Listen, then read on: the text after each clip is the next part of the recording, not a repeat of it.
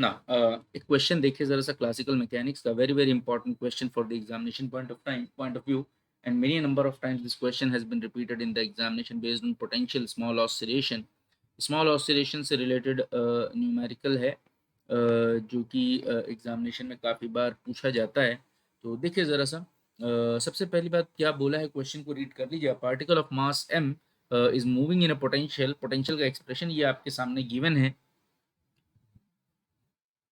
जिसमें omega naught कहीं दिख रहा होगा आपको और ए कहीं, ये ए है और ये ओमेगा नॉट है। इनके बारे में बोला है ये पॉजिटिव कांस्टेंट है, ये चेंज नहीं हो रहे। Find the angular frequency of a small oscillation of a particle about the stable equilibrium. ठीक है, आगे चलते हैं। तो given value of potential that is nothing but simply half, this is nothing but simply m omega naught square x square plus a divided by twice m, this is nothing but simply x square. This is what the potential. Is it clear or not?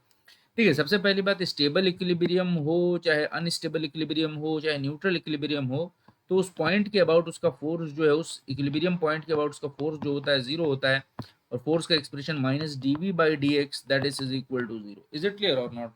तो minus अपनी जगह ठीक है, D upon d x ठीक है, we का expression लिख देता हूँ half M, this is nothing but omega naught square X square plus A divided by twice M, this is nothing but simply X square, और ये वैल्यू जीरो। माइनस लिखने का कोई मतलब नहीं होगा, कैंसिल हो जाएगा।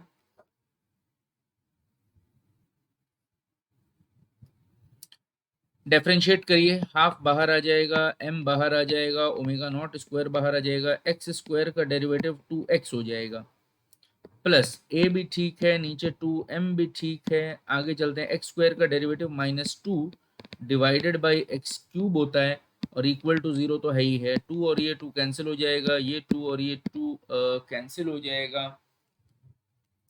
तो ये रिजल्ट आ जाएगा m, this is nothing but simply omega naught square, this is x plus plus और ये माइनस, बीच में माइनस आ जाएगा, a divided by m, this is nothing but X cube is equal to zero. तो यहाँ से वो पॉइंट निकाल लीजिए, x आ जाएगा आपका a divided by M square omega naught square whole to the power 1/4। This is what the point, this is what the point x एक point calculate किया गया है, कहीं पे भी है स्टेबल इक्विलिब्रियम के अबाउट, स्टेबल इक्विलिब्रियम के अबाउट। क्लियर है यहाँ पर बात, समझ में आया? आगे चलते हैं। अच्छा, उस पॉइंट पे जो ऑसिलेटिंग फ्रीक्वेंसी है omega, that is equal to under root k by m, ये होता है under root k divided by m. K क्या है? फोर्स कांस्टेंट होता है, जो d square u upon it is nothing but simply d x square, या d square v upon d x square. और इसमें जहां भी एक्स होगा वहां वो पॉइंट लिख देना जो आपने निकाला है, M square omega naught square whole to the power 1/4। एक बार डेरिवेटिव तो ऊपर लिखा ही हुआ है, d v upon d x क्या निकाला है आपने, m omega naught square x minus A divided by M x cube. एक बार और डेरिवेटिव कर लो, d square v upon it is nothing but simply d x square, और यही आपका के भी है, डबल डेरिवेटिव। हम लोगों ने ये बहुत डिटेल में अच्छे से पढ़ा है। एक एक डेरिवेटिव तो और एक derivative M omega naught square, आगे चलते हैं, minus A divided by M, x cube का डेरिवेटिव होता है -3 divided by X to the power 4, minus और ये माइनस प्लस हो जाएगा। ठीक है, तो ये आ गया आपका। चलें आगे,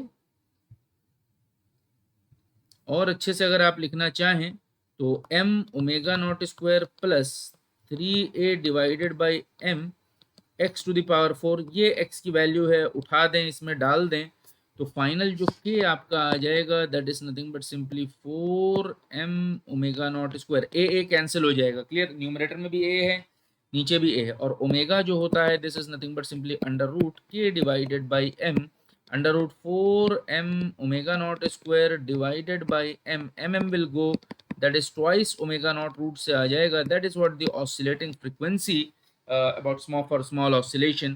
एक क्वेश्चन और आप लिखेंगे जरा सा, right on, a particle of mass m is located in a unidimensional, a particle of mass m is located in a unidimensional potential field where potential energy is given by u of x, that is equal to u naught 1 minus cos ax 1 minus cos ax, where u naught and a are constant, positive constant, are positive constant.